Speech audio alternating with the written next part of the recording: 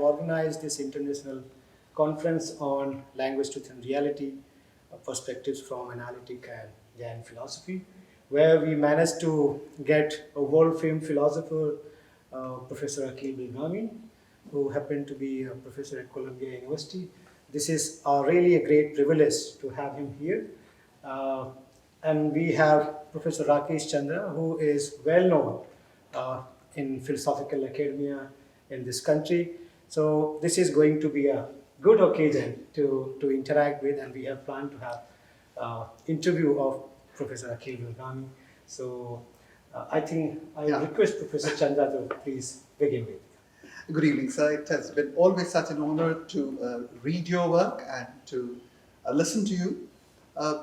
Since it's an opportunity for us to keep a small archive for the university, it would be in the fitness of things that if we would first begin with some account of your philosophical journey, so that we know that how you started and what were the abiding interests that have been yours. So first, my father was a very well-read man. He had a large library at home, and he loved poetry and literature and philosophy and history. So I grew up from a very young age reading a lot of books, Bertrand Russell, and but everything, And you're talking about Calcutta? No, I'm talking about, well, in Hyderabad I was too young when I was born in my first 10 or 11 years from Hyderabad, but then I came to Bombay, and I really think of Bombay as home, because really, where you first really get to learn about the world is home, wherever you're born and stuff like that. So I think of Bombay as home, and I grew up in a home with quite a lot of philosophy in this very loose sense, not the kind of philosophy you spoke about today and others did. So my home was quite an intellectual home, but then I went to Elphinstone College, which is the presidency of college, really, the equivalent of the presidency college. And there though I studied English, that was my major, I met a very brilliant philosopher who never wrote very much. But I think he was once the editor of the Indian Philosophical Quarterly, was it? Was it Swamidasan, J.D. Swamidasan. Swamidasan was, I think, very brilliant and very articulate, though he never wrote a thing. I mean, one of these very odd people who could have been as good as any philosopher anywhere, but they are teaching philosophers, exactly, and they are writing ones. Then he was not a careerist. He wasn't. So I learned a lot from talking to him. I talked to him a lot. I talked to him, pretty much 2 or 3 times a week, sitting in his office or sitting in a place called the Wayside Inn across from Elphinstone. So that was a real education. And then I went off to England, to Oxford, and I switched from English to philosophy there, and studied philosophy and had a very interesting set of teachers, all of whom influenced me. And then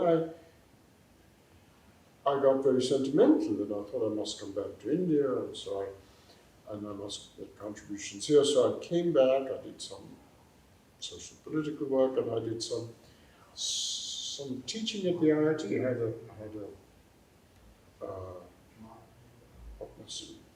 whatever it's called, assistant professorship or something like that. And I did that for 2 years. And then one of my teachers who influenced me quite a lot, Gareth Evans, suggested in a letter that he wrote when I asked him, he said, go and work with Donald Davidson. And so I got a scholarship to the University of Chicago where Davidson was, and I studied with him. And I think perhaps for the first time I did philosophy in a serious way, because it was only in America that I understood the culture of research, because when you're in Oxford, you're an undergraduate, it's very stimulating, and people like Strawson and Evans and some of my tutors at Balliol too were a great stimulus, but I really studied very hard with Davidson and did most of my early work in philosophy of language and mind. And then slowly, I think, I moved into broader questions of political philosophy, social philosophy, modern philosophy, and now I try and combine them, and I'm seeing more connections between language and mind and these things. Well, one of the things that actually always fascinates us is that the time that you're talking about was also the time of the heyday of analytical philosophy. Yeah. And when you were there at Oxford, that was really supposed to be the high noon of the best that was happening. And it does seem that in some way your earlier associations with Strawson and Evans and Davidson represent, in fact, not exactly the same kind of views about philosophizing, as so to say. Because in one way, Strawson was opposing the Quinian position, while Davidson would go along with that. Yes, there were quite different philosophers in some respects. You see, what's interesting, when I was really studying very hard, the main division had ceased to be analytic versus continental philosophy. That had just become Right. The real division was, I think, between sort of relatively reductionist naturalist positions and anti-naturalist, people who took value to be irreducible and so on. And that was a very intense polarization. To some extent, it's still there. It hasn't gone away. And I think very early on, I think I just was. It was very clear to me that the kind of reductive or even just naturalist position we had was wrong, and so and Quine himself is a very curiously schizophrenic figure, because the official position is constantly, there's nothing in science, philosophy is continuous with science, and there's nothing. But I think it's also very clear when he talks sometimes about intentionality and so on. He's absolutely clear it's irreducible, and so he would rather eliminate it. But he acknowledges that it's irreducible. You see, so it's just a stance to eliminate it. The substantive work is that he just admits that Brentano and all are not reducible to these things, and so eliminativism is just, in some ways, at least in his work, an acknowledgement that people like Davidson and others who thought, say, intentionality was irreducible were right. It's just that he wasn't going to live with it, so he was going to be an eliminativist. Whereas Davidson says we've got to live with it, and he constructed an alternative. One of the things that I think as young students continuously still struggle and have been struggling for many years is what, again, in the time when you were studying and you were teaching, was fairly popular, and that was the idea of taking philosophy as a second-order activity. And the distinction between that, while most of the sciences are first-order, philosophy is a second-order activity. And that is where, again, the kind of statements that Quine later made of science being continuous with the philosophy stand out like a sore thumb, because if they are of two different orders, the continuity actually, it doesn't make much sense in the way it would for sciences if they were of the same order. So what do you make of that distinction, which really saved us for a very long time? That philosophy is a second parasitic. No, not necessarily parasitic. because that's again a very interesting thing. Many people thought that the second order means second hand. It didn't mean second hand, but it meant that we are actually working at the level of concepts while... Yeah, so what I mean is, how shall I put it? So for instance, a chemist, proposition in chemistry might be acids cause blue liquids to turn red, but it's the philosopher, but not the chemist, who asks, well, what is it for it to cause to be red, right? So the chemist doesn't ask that question, Right. and so the philosopher, as it were, swoops down on something that the chemist uses unself-consciously and gets self-conscious about cause. Right? The chemist uses it unself-consciously, as cause blue liquids, and the philosopher gets self-conscious about something that the chemist is unself-conscious. That's all I meant by parasitic. So there's an ongoing thing, and then you couldn't have philosophy unless there was that ongoing thing. It's all Right. And so that's second order. Right. And you stay with that understanding? Well, you know, it does seem to describe a lot of what's going on. Yeah. You know, and I mean, I think, but you might also say then that something, if I say so and so, what he did was good or wonderful and so on, that doesn't require an ongoing science. It just goes ongoing life, right? I mean, we'd say things like, "That's good of you," and we don't stop to ask, well, what is good? You know, we don't do G more and so on as ordinary discourse. So there's a sense in which it's parasitic on life, not just on something regimented like science. So that's again. So again, it reconfirms the idea that both in life and science, as first-order activities, Yes. yes, and by philosophizing consists in a second-order look at them, as it were.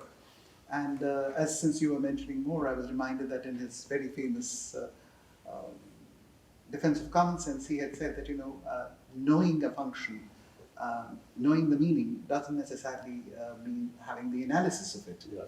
So in common sense, we have meanings, we know those truths, but we may not necessarily have the analysis, and it's for the philosopher to analyze that.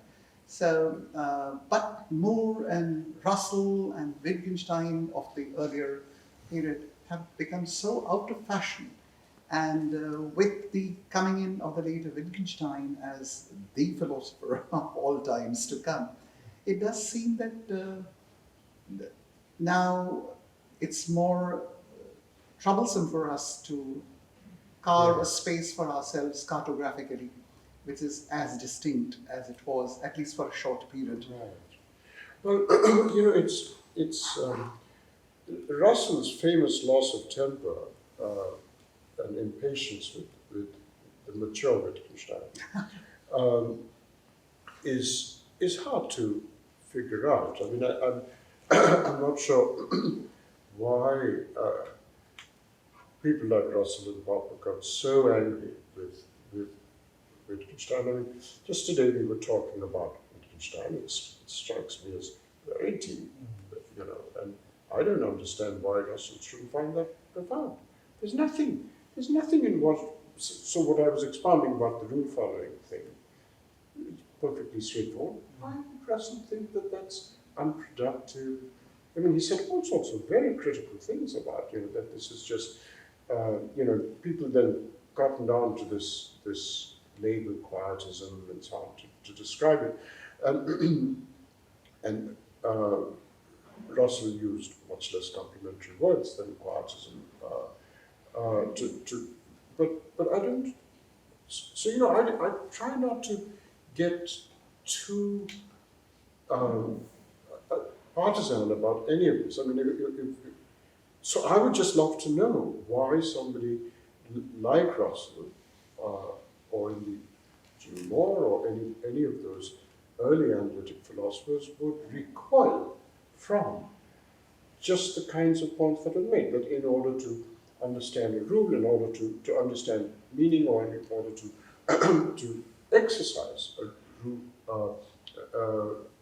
to engage in an activity following the rules and so on. One would perhaps wonder if that in that case somebody would perhaps say that rule following is a public activity, if therefore the publicity of language and the argument against private language will be very well taken even by Russell and Moore. Good. The only difficulty which I think many of them would have would be perhaps with the idea of absolutely insulated, self-contained, non-judgmentable forms of life.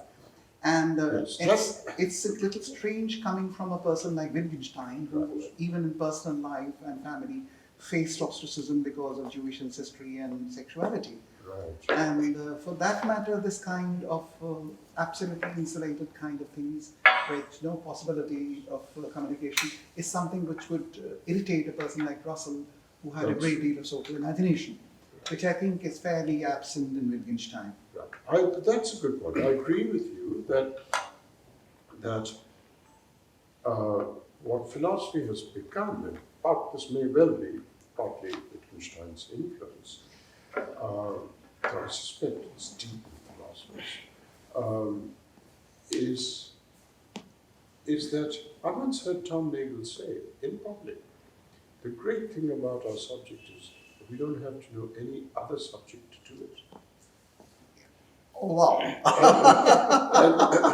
and I think that's a very impoverished conception of philosophy. In fact, I think philosophy is most interesting when one knows something else. Absolutely. And I, in fact, think it's right now, it's a very exciting time to be doing philosophy if one has a proper understanding of its potential. Because I think that the social sciences for 50 years or more have abdicated the value-oriented aspects of their discipline. And so philosophy should be picking up the slack. But that means knowing some social sciences, knowing some economics, knowing some politics. And I don't think you can understand the world, and I don't think you can understand a whole range of philosophical possibilities unless you know some macroeconomics. And so the idea of a PPE is an excellent idea. The trouble is that very often the PPE was done in such a way that the philosophy part of the PPE was done relatively insulated from the true engineering. Occasionally there was, but I think what I do think would make philosophy very exciting to do right now is precisely, you won't find in quantitative work in the social sciences people interested in what you're interested in, political issues of feminism, or imperialism. I was saying yesterday that how can you understand economics today? You can't understand this G20 meeting that you were just on, G7, without understanding colonialism, imperialism, what these are legacies of all those things. So the idea that you can do economics without doing imperialism and so on is a scandal. And the fact is, you can't study anything about imperialism in any economics department in the country where I'm domiciled. And it took a Palestinian literary critic to bring imperialism onto the map of campuses in America. So imagine that. So philosophy should be stepping into all these issues because they're not going to be done by the social sciences, or Because they do. Two small things that I wanted to ask you with reference to this. One is that the great contribution that I think in the past 20 years that has been made to the measurement of poverty, etc., is again coming from deep philosophical understanding, mainly provided by people like Sen and Martha Nussbaum and Sabina Ilkere and all of that. Also, it's up at night. Yes, with Sabatnagan. Yes. But the whole capability theory and bringing in the background of how to measure that, and then again, great philosophical heritage coming from Aristotle through Rousseau, through Marx and the others. So that I think is very well taken. I was also wondering that in the present scenario, especially for you, since you came from literature. I would like your responses to two things. One is the old Plato poet debate. Its re-emergence in Iris Murdoch, and its third incarnation, which I now find in an opposed way, coming from people like Richard Rorty, who say that it is actually the imaginative virtues of a poet which are more important than the analytical skills of the philosopher. So he would take Harold Bloom and the others to be more important than, say, for instance, Strawson and Dummett. So, But, it's Strawson, loved poetry more than philosophy. yes. He repeatedly said in a very sentimental and mushy way that he would much rather read poetry in any evening than philosophy, and made a sentimental thing out of it. So, but I do think that. So let's take what we were discussing today. When there's disagreement, say on morals or something, you're not going to adjudicate it by any very strict form of reasoning, the kind you find in deductive rationality or confirmation theory, inductive rationality or decision theory and so on. So all sorts of, so the notion of reason just has to be loosened up, I feel. And poetry will play a role, no doubt, but I'm saying the larger thing, the more general thing to say, rather than just say poetry may be more important than, this is not how de Crotty put it.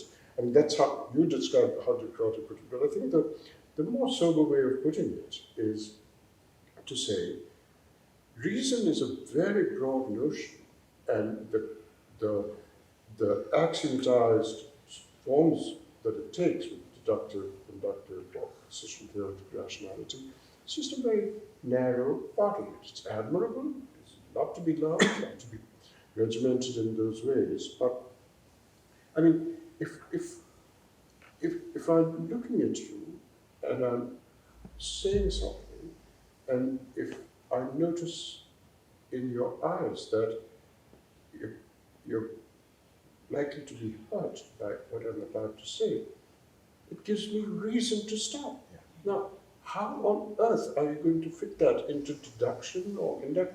But we use the word reason absolutely accurately when I say, I have a reason to stop saying what I'm saying if I see the expression on your face. So what is that use of the word reason? Right? And so no wonder poetry and all will sometimes be more effective. Proust, Madeleine, and so on. These are all ways in which you are led to things and you find reasons in a much broader sense. And it's a completely, respectable use of the word reason. To say I was given reason to stop what I was saying by looking at the expression on your face. So none of that can. So that I think is a very important thing. We need to loosen up the idea of rationality and reason, and that would include much more than strict philosophy. Right. But Professor Bilgrami here, the idea of reason giving is one, and being rational is another. And so people would say that perhaps, as you said, in conversations, in the ethics of care and all of that, it will be important not to hurt, and therefore restrain yourself, and that's a reason giving. But then in the old Platonic systems, they would say that no, you may be reason giving, but it would not be rational, because it is for the good of the person that you need to tell him what may be hurtful. But did they distinguish between virtue and reason? If you were to look at that, no, not necessarily. So then, but I'm thinking of this as just the virtuous thing to do. Right. And for that reason, the but they rational would. thing. So you need to loosen the notion of rational too. Right, absolutely. No, what I was only calling attention to was that not all reason-giving activity may be rational, and not all reasons may be. So But that's verbal. I mean, I would say, I would be quite happy to say you need to loosen the word rational along with reason. But they are, so I mean, those are verbal things. I mean, I'm happy to. But what is, I think, very important is that I do really think that one should understand that natural science and these formal forms of codifications of rationality are very deliberately constructed abstractions from a much wider sense. So the idea that logos dominates, I mean, I think here the European philosophers are right to say that one shouldn't be logocentric. You shouldn't elevate logos and that language-centered notion of explicit discursive reason to the kind of centrality. That was the point of birth of tragedy in Nietzsche, to say the Dionysian is just as important and so on. Can I just push a couple of questions from Rorty's point of view? Since you have done your work with Donald Davidson and Richard Rorty draws a lot from Wittgenstein, Davidson and all. So this idea of morality, since this is what even you have discussed in today's lecture, that in a Kantian framework, it seems to be there is a priori reason, and from which the absolute moral principles follows, right? And that is where Rorty seems to be critiquing that this region cannot supply us absolute moral principles, and even one can frame, right? They do not move us into action. So he's saying that this rationality is of no use for people to drive them into action in the real situations, and that is where the human moral sentiments needs to be inculcated into the human beings, and that is where we do not need rationality. He's saying that when it comes to save your own child from unforeseen tragedies, you do not get yourself recalled to certain absolute moral standings to help. Rather, that is how you feel about it. That is how you get moved to. Right. But this was actually more interestingly said by Bernard Williams, right? Because Bernard Williams's point was that ethics, or morality, as he calls it, is, I mean, you have ethical doctrines, utilitarianism, Kant, and so on. And he says they don't really speak to life. So, what does he call it? Fundamental projects or something? Projects. And so I'm not going to. Well, he says a wonderful example. You know, when he says, my wife is drowning, and some famous scientist who's drowning who's going to, no doubt do wonderful things, and he says, if I stop to say, as a utilitarian might say, well, it'll be much more. Social aggregate utility will be enhanced if I say, if I stop to think that, he says, that's one thought too many. Right? It's in a wonderful turn of phrase. He says, if I even ask, whom should I say? It's one thought too many. You just do, what your basic life's commitments and so on just come into play. And if morality or ethical theory dictates other answers, well, life may be more important than ethical theory, in that sense. And so I mean, I think Williams is actually a much more rigorously interesting exposition of this attitude that you're saying is there in Rorty. But I think the general attitude is perfectly correct, that you don't have single criteria or conceptions of rationality as in Kant and so on. And it's not obvious to me that one has to and I'm sure Hume and Adam Smith and others have very interesting things to say about moral sentiments. But my own inclination is not, I'm not a Humean because I think Hume puts all values in our minds, and I think one should really have a sense that we just respond to the world's normative demands, and it isn't a matter of our sentiments only. Our sentiments are responses to what the world's normative demands are. Just as I gave the example of seeing a hurt and doing it. It's not as if I have, it's all my values are here and so on. To see hurt is to see the world in terms that are not naturalistic, to see them in terms that are And so sentiments are fine. I'm not against the idea of feelings, desires, sentiments, and so on as being essential to thinking about it. But I think they're responses to the demands of what we perceive. And so the world should be seen in. So are you maintaining a position that these moral principles or values have the independent standing over and above what human beings in general or community approve of something or disapprove of something? I mean, something what Richard Rorty would call going beyond moral realism or relativism. Well, I think we approve of what's approvable. We desire what's desirable. But I think what Rorty would push for, and I am just able to recall what in one previous lecture Professor Chandra said, that for human being, I mean for dog, you can just throw a food on the street and that's okay. But human beings need to be served dignified way. But I just try to think, I mean, suppose if human beings do not have the free hands, right?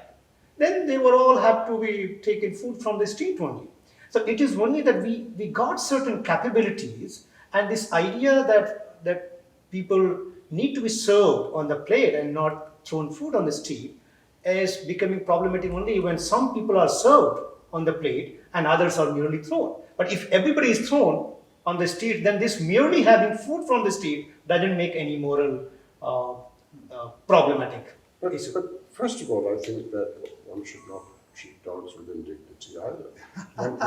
If one did terrible things to a dog, made them. That's I mean, maybe what counts as dignified and undignified might differ, but the fact is, I don't see any reason why dogs should be the object of certain kinds of dismissive treatment or treating them with indignity. It happens all the time, and I'm strongly opposed to it. But I also do think that, look, I'm not denying that there's an enormous amount of deliberation and ranking and weighing that goes on in ethics. But I think of those as secondary sophistications. Right? So if I see two things and they conflict, if I see two events or things which are described in, let's take a very simple case. I go into a sandwich shop. I see an avocado sandwich. It strikes me as desirable, so I desire it. I insist that it's desirable, therefore I desire it. I see a chicken sandwich, and it's desirable, and so I desire it. And now I can only have one, I've got a limited appetite, so then I have to rank and weigh and so on and so forth. So you can have all the stuff about deliberation and so on, so I'm not denying all that, but I think the primary thing is perceptual. You see something, it makes a normative demand on you. If they conflict in any way, because you can't eat everything, you then begin to do the deliberation and so on and so forth. And if you fail to live up to what is demanded of you normatively by the world, then you criticize yourself. So it's another form of reflection, etc. But the only thing that I have against Hume and Humeans is that they're very keen to say that there's some, it's part of the naturalism. The world is to be described in terms that, the natural science countenance only, nothing else. And so values are all here. They're all sentiments, feelings, desires, etc. and I'm inclined to think that there's no reason, I think it's a dogma, a superstition of modernity, to say that there's nothing in the world that's not countenanced by natural science. So can I just one more question, and I have just only two. So, if we take your argument to another extent, are you suggesting that the moral realm can be divided into absolute goods. I mean, absolute good and absolute bad. I mean, something what Dewey has Not at all. disapproved of. That I mean, there have been time when in India we used to have sati pratha, and I think that people must have approved of it, and that's why it's been practiced for a long time. And then people started increasingly recognizing that this is not to be practiced, this is bad. Since they abandoned it, that's why he says that this evil is nothing but a rejected good. So, No, I certainly don't have any absolutist ideas about morals or values at all. However, there is one thing that I will say. I do believe in rights. I think it's important to believe in rights. I'm not a cynic about human beings, but I think it's too idealistic about human beings to think everything can be left to judgment and to negotiation and to politics. So I do believe freedom is certain kinds of freedom, not property, but speech and so on, I'm pretty fundamentalist about free speech. I think there should be economic rights.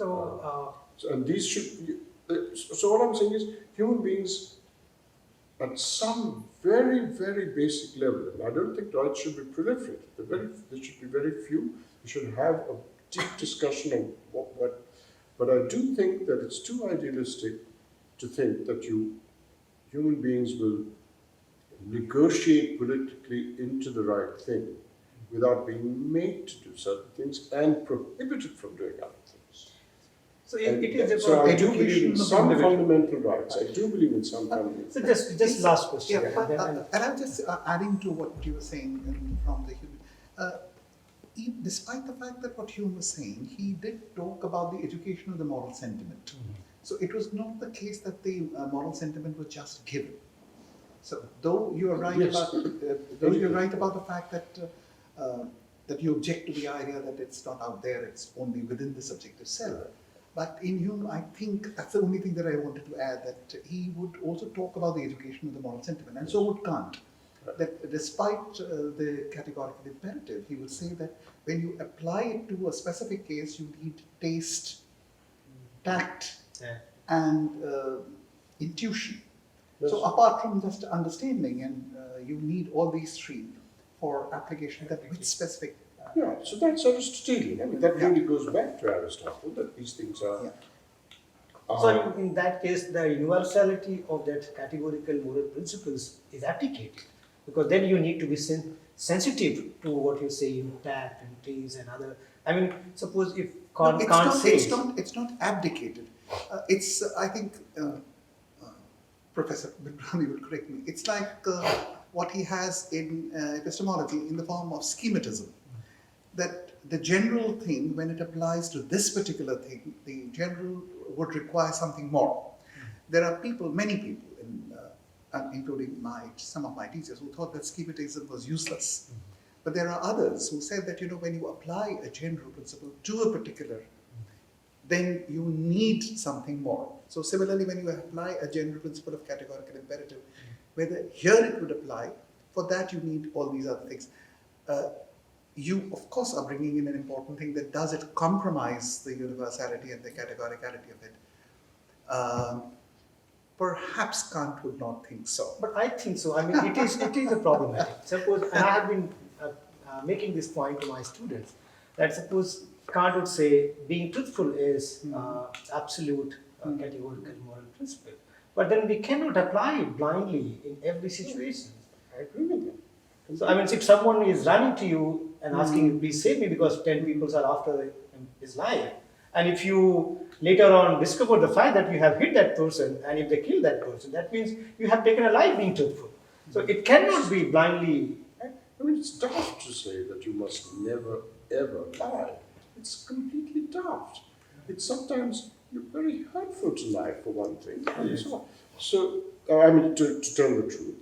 It's very hurtful to tell the truth. So at the very least, you should be able to withhold the truth, if not lie. And most often, I think people who very often people, when they preface their sentence, I'm going to tell the truth, it means that they want to hurt you. So just, That's right. You can tell when the Yeah. preface So of the now, some truths, some harsh truths. I just want to say one more. But you see, I don't think that this refusal of absolutism in ethics, absolute principles of values in ethics, is an argument against the notion of rights. I don't believe that. So I think about this rights also I want to say something from Rorty's perspective so that you can say something more. I mean, Richard Rorty said that we would love human rights and we would love it only because it is working well for us for time being, but not necessarily that these human rights follow from certain deeper fundamental human nature. These human rights are nothing but the summarization from his historical experiences that this is not how we should live or proceed our lives. But look, that is complete. I'm not for a moment denying that talk of rights makes no sense in a indigenous culture in which you haven't had a liberal apparatus of government anywhere in the vicinity of its, of how it's developed as a society and the kind of governance it has, which may be very local, scattered, no nation state, let's say, or something like that. Then, of course, the question of rights doesn't arise. Yeah. I mean, as Aristotle said, one talks about things within the social framework, within what I'm saying right now, in this country, in many other parts of the world, I think there ought to be economic rights. Yeah. There have to be, you can't just leave it to policies. You've got, as you pointed out, this chronic malnutrition. You've created this bigger middle class. You haven't solved the problems of malnutrition, starvation, and so on. So just creating a larger middle class through these growth economies that everybody's so proud of, it doesn't. And the only way to stop it is to have economic rights. I mean, Reagan was unimplemented, stab at it, but.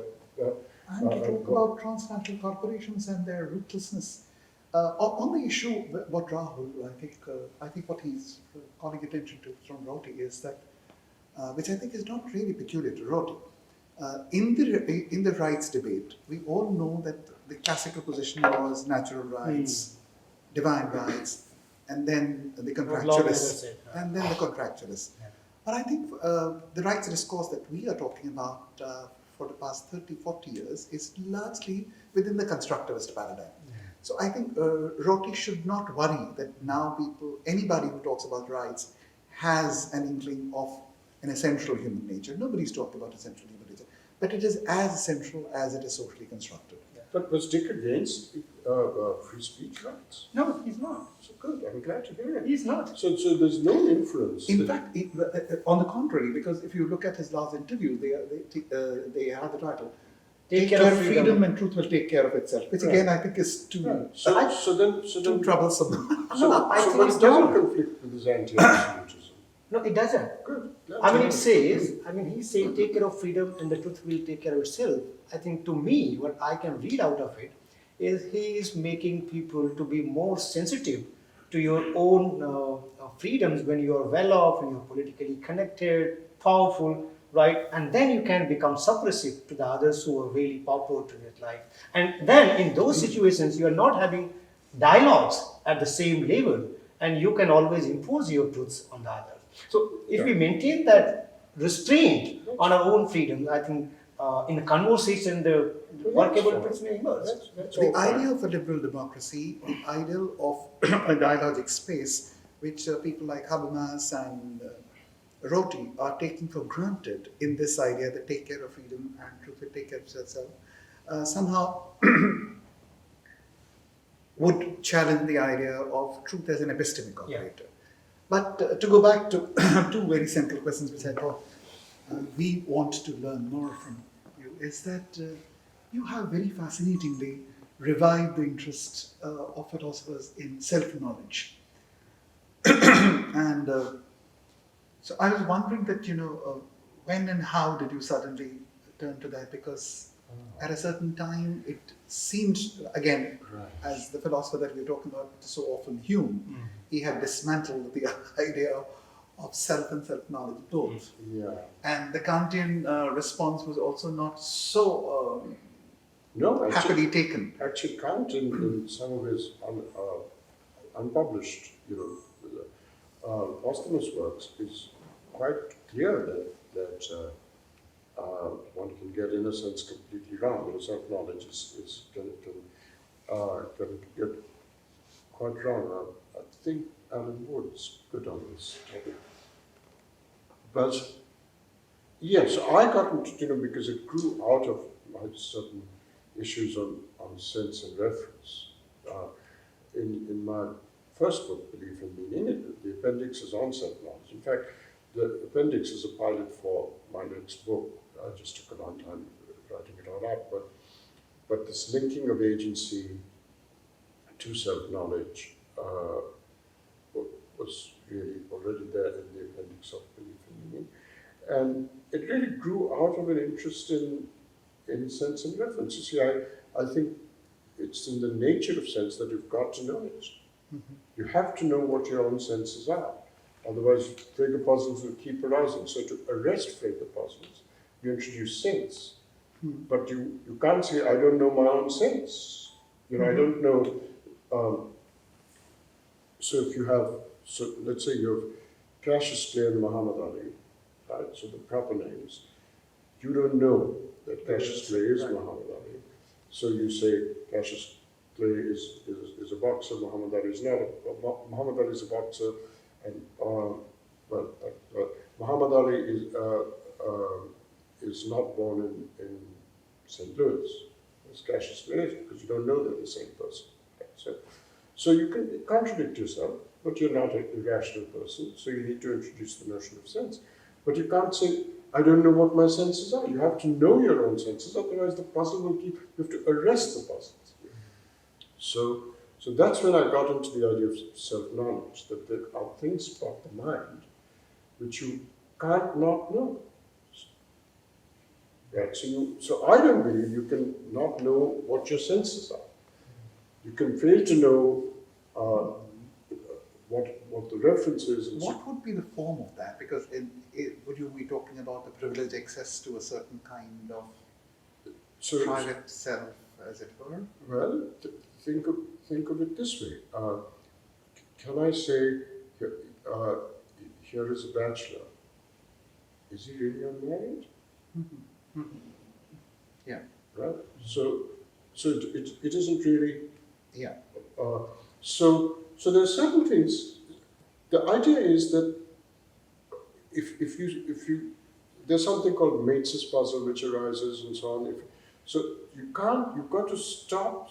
The Frege puzzle is arrested by positing senses, but there's a temptation to say, but what if you don't know your senses? And I want to say, well, you don't understand senses because senses can only really arrest puzzles if they are transparent. So Professor Bilgrami, I was just again, as we were talking about, in Kant's response to Hume, in the first critique, it does seem that he also said that all sentences of our knowledge actually tacitly contain that I know that. And so the transcendental unity of our perception and all of that. But all of that is brought in as some kind of a logical requirement rather than an actual, substantial knowledge of the self. While in your case, Yes. you bring in a more substantial self-knowledge as a presupposition. Absolutely. I'm talking about Whereby knowledge of our contents. in case of Kant and the reconstruction of by Strawson, it's only a logical subject. Absolutely. I'm only talking about knowledge of contents. Whereas Kant is talking about the I that accompanies all, it's the self-consciousness of the thought itself, right? But I'm not. But he's not talking about knowledge of the contents of my thought. Right. Right. So I'm only talking about intention, contents of beliefs and desires, right? Which is not his subject. His is the I think, and the I think which must accompany all judgments is simply just self-consciousness, right? So his subject is not at all the awareness of contents of any given judgment, and so that's all I was concerned with, and I first began to think of it when I was looking at the Frege puzzles in my first book, and then I began to think of it more generally, and Strauss's work on freedom and resentment made it. Can I just Yeah. make one more question? And this is from again this absolutist and universalist and foundationalist way of doing philosophy. This philosophical enterprise as a priori enterprise. So I see that if philosophy used to be a priori, a historical discipline, it can always produce universal and immutable truths. And that is how this entire philosophy from Plato to Kant happened to be. And I see these grand systems to be a kind of producing thought totalizing systems within which there is no progress allowed. So one system can be always replaced by another, right? Because one absolute system of thought can be replaced by other, but there cannot be any scope for progress within, because they seem to be universalist. They cannot be wrong, and that is where, if we think of philosophy more historicized, right, where the ideas which can be had at a moment, there will always be a sense of humility that I may turn out to be wrong in future, or maybe the future situations may emerge in a way that you maybe put yourself to correct against. Well, you have to be careful. I mean, I certainly, uh, I certainly don't believe in these closed systems and so on. But this idea that you can always be wrong, I think we have to be careful about that, because the fact is that that's just Cartesian epistemology. That's just fallibilism, and I don't accept that. I mean, I think you have to go with the pragmatist view, which is, you always take certain things to be certain. And from that point of view, that gives you the lights by which you assess conjectures, hypotheses, and all which are not certain now. But you have to have some lights by which you do it. Right? So this was Peirce's brilliant article, The Fixation of Belief, in which Peirce said there's a background of things which are just simply true. They're not something that you say they could be wrong. They're just taken for granted to be true. And they give you the lights by which you assess other things that you're not certain of. So for somebody like the pragmatists and Peirce, you can't have the Cartesian doubt. You can't say all our beliefs could be false, because to assess any given belief, you have to have a background of standards which are provided by beliefs you take to be true. You see, so there's this, you can't, the fallibilism that, for instance, Mill appeals to in that terrible argument for free speech. Mill has about 9 arguments for free speech. Some of them are very good. But that argument is absolutely terrible, because it assumes a Cartesian epistemology. If you took a Peircean epistemology, if you took a pragmatist epistemology, you couldn't have that argument. What about more? Well, in fact, taking the Peirce Dewey way is already getting into Rorty. What about Moore? And Moore's refutation of idealism and his defense of common sense. I think both Moore and Austin and Wittgenstein of uncertainty had this very strong philosophical instinct, which Peirce then made a big thing out of, but it was very much like that you take certain things for granted. And there's no question of, I think Cavell writes about this in his writings in Austin. And I think there's a sort of continuous thread between Moore's arguments. Right. And Moore is very careful in identifying those set of 8 and then giving an account of them that you know them to be true. Right.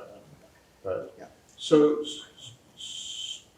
what perhaps in general, I don't understand all this internal realism and so on, because you see, if I were to relativize truth to some theory or worldview or something internal. Right? So truth is relative to.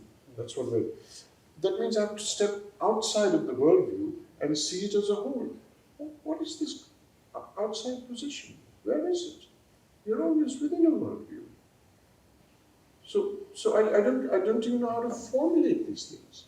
How do you formulate internally? I mean, it means truth is relative to my point of view. Well, can you see your point of view from any other place? If you can't talk of it as a whole.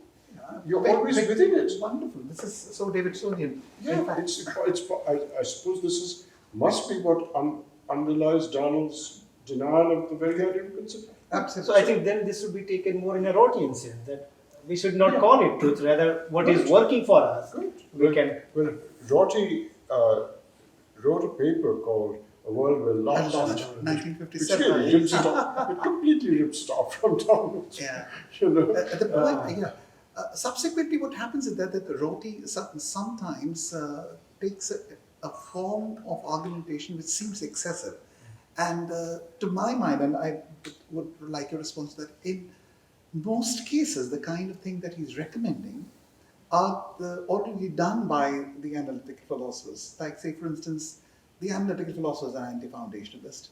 They are, in a certain sense, not privileging any particular view. They are not privileging either nature or God for anything. They are taking a liberal democracy for their politics. And so I really keep on wondering that, what is his central opposition to the metaphilosophical view of the analytical philosophers? Because in terms of substantial views, of course, he might have differences, which the analytics school also had in abundance. Yeah. But how is I mean, I would have thought somebody even who happened to belong to the positivist school but was so anomalous there, like Neurath. Yeah. The whole idea of Neurath's mariner and his boat, fixing things from within because you can't. Well, that seems to be completely right, and so that was well before Rorty, and so I think Rorty did a lot of wonderful stuff because he made analytic philosophers sit up, and they were so complacent,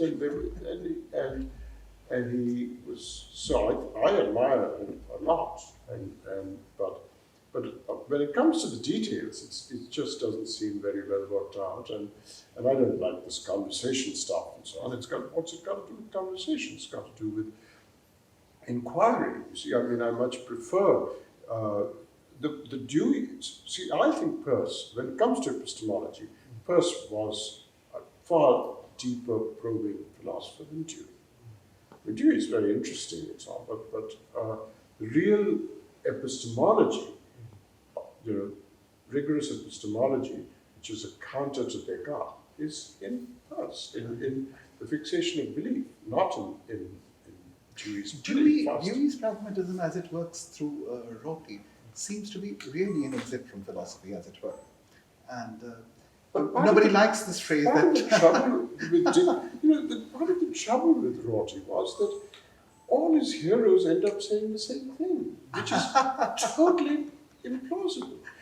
Heidegger, Derrida, Davidson, Wittgenstein, Dewey, they're all sort of invoked together, and this chasms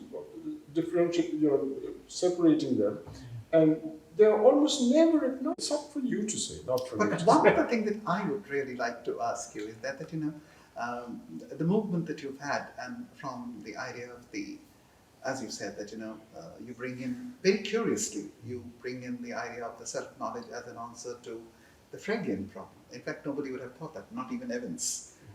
And because in his sense reference and even right, so I think you bring it very peculiar. May not agree with this. Yeah. And what I find again is that your idea of accommodative, pluralistic debate with a strong sense of reckoning in nature, it's not just all constructed by the self, and your recognition of the emotion and the others, all brings it fairly close to you read about you as an atheistic secularist, while Gandhi is supposed to be not necessarily categorized as atheistic, unless we go with Aurobindo, who thought that Vedanta is atheistic.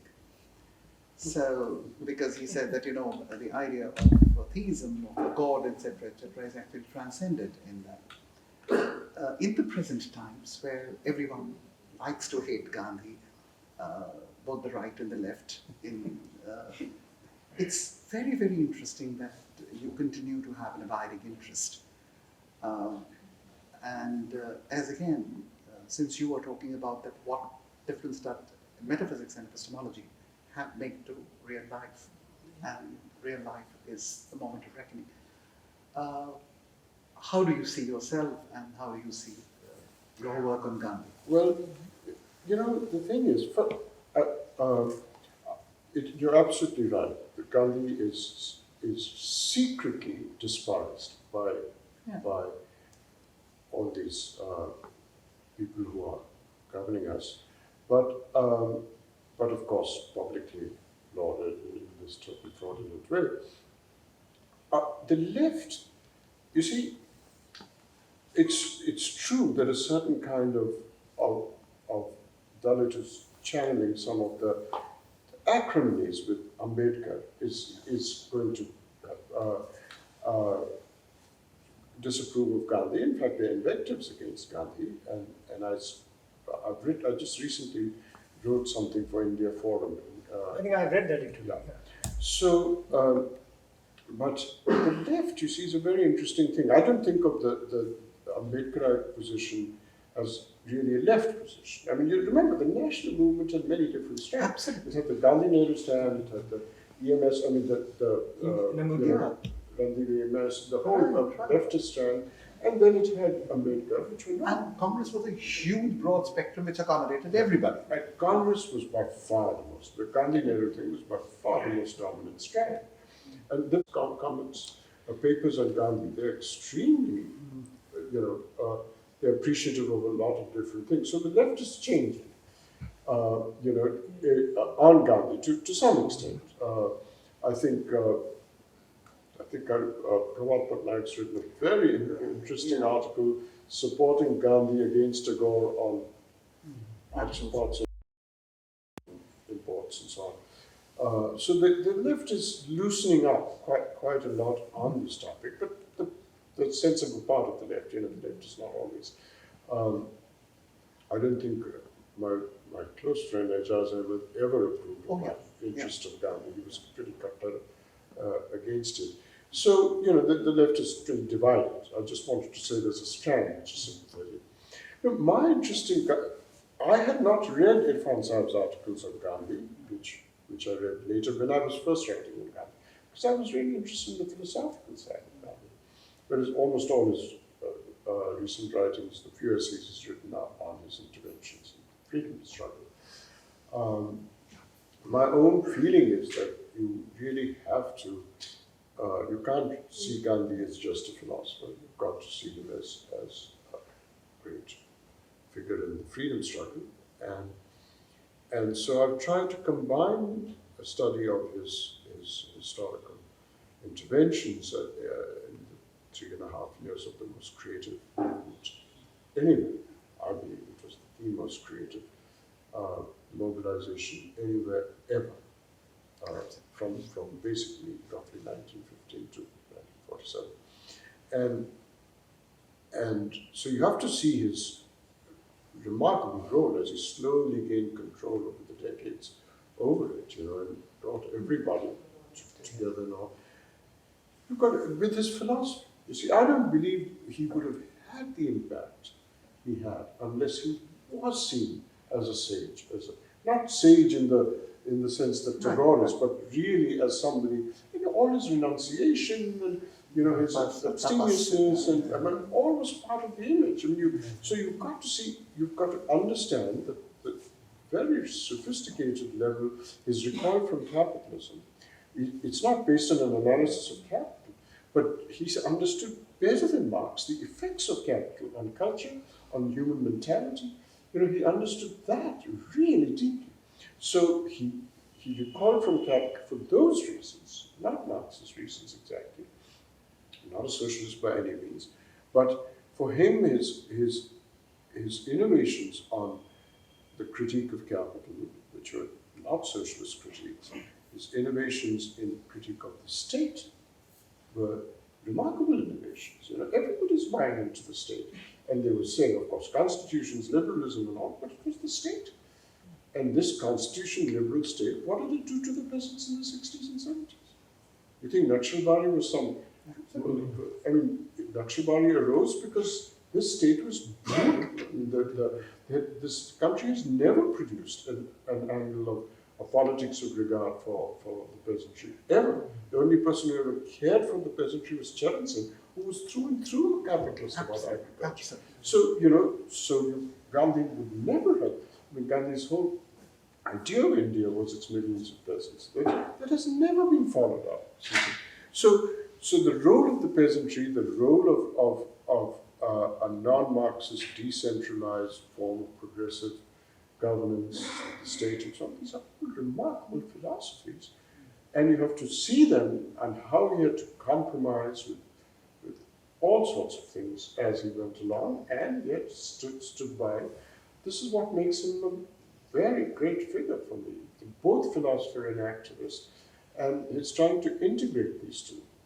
Many would see that it came from a huge kind of an influence of Jesus Christ, not so much Christianity. The life of Christ. The life of Christ is something. Yeah. And a few teachings, mostly because I remember, my mother was one of the many foot soldiers, and she was there even in the last one day before he passed away in his preparatory. And I think they all saw in him the kind of figure, as you said, a Christ-like figure. Yeah. Because it's very interesting because they all studied literature, they studied, and the comparison of Gandhi with Ambedkar sometimes, in fact, hurts me very much because. Philosopher. He's a great philosopher. Yeah. So there's a great Gandhian philosophy. But to draw an argument, I think Gandhi has, there's a great task for us to make him philosophically available and to build in arguments for him. Yes. Because he does not, much like Ambedkar, because even in case of Ambedkar, he doesn't do the Russell Copleston debate. He does the different kind of engagement. Yes. And very usefully so. For decades, Ambedkar just bought into conventional constitutional thinking. Absolutely. But what you've got to admit is that Ambedkar was, unless I'm wrong, you may know better, was the first affirmative action theorist ever. I don't believe anyone in the West had any affirmative action idea. And I think he may have been a total innovator. Right. So, but it was still within a constitutional framework. So he was liberal. There's just no question that he was liberal. And then when he broke his lion's heart, failing on the legislative front to remove casteism, he converted to Buddhism. And I think it's sort of interesting to explore to what extent that's a concession to Gandhi. And I was also wondering that, he passed away 6 months later. We never know, had he lived longer, what would his view have been about his conversion, because much the same as we find with Malcolm X. Yes. Right. So about Gandhi. Yes, you're right. About Gandhi, I like your position. You're saying that Gandhi has been always appealing at the level of individual alteration of consciousness in order to bring the social changes. And that is where you consider that he was wrong, because he was not supporting a kind of institutional arrangement to get rid of caste and many other things. He protected and safeguarded capitalism by introducing the idea of trusteeship. I mean, it makes no change in that way by saying that, oh, you don't consider this wealth, you just become a guardian of it. And in that way, there is no institutional change in capitalism, in his idea. But see, Gandhi didn't want capitalism to be the path to liberating caste. He didn't want that. You see, without caste now, because it would be metropolitan, everybody will work on the same machines as labor, there will be solidarities against the capitalists. So all of the old primordial hierarchical things like religion, caste, tribe, and so on would go away. Gandhi was against that. He didn't want capital to be because what it meant was selling yourself freely, whereas he really had this idea that you must can't be socially untethered, selling yourself as an atomized individual with your labor and so on. He was against all that.